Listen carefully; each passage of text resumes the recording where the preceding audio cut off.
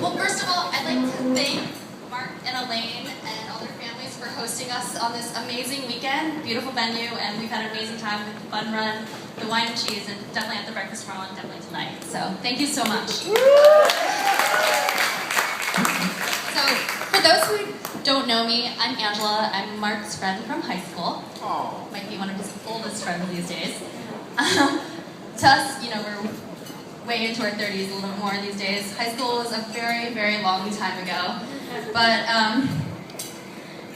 Mark was one of the smartest guys I knew back then and still is. And back then he was focused, hardworking, and so responsible, and I think he is still that today. So we grew up in the suburbs of Cuttington and Princeton, a very idyllic place to grow up. And I think we were relatively good kids for the most part. Didn't get in too much trouble. But I do remember one incident where Mark broke some of the rules a little bit more. When we were in high school, I remember a lot of our friends were playing a lot of intramural tackle football, house football.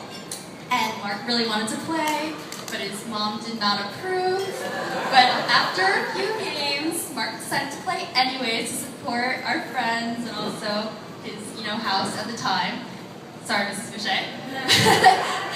But due to the coincidental release of Waterboy, Mark earned the name of Bobby Boucher for the whole season.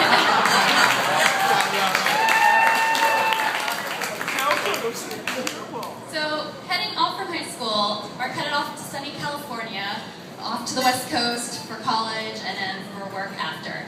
It wasn't until he decided to finish Wharton grad school and return back to New York we were able to renew our friendship.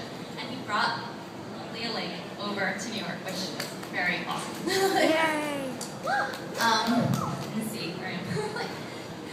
So I had only met Elaine once or twice at the time, and they had just wrapped up an amazing world trip, which you should visit their blog if you haven't yet during the time.